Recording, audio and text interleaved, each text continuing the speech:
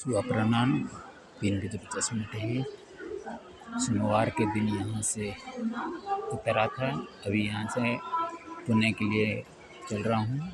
मनमाड़ होकर जाऊँगा। आज ये छतरी वगैरह भंडारा हुआ था तो छतरी मिला है। अभी देखिए बहुत दिन के बाद बारिश का नज़ारा।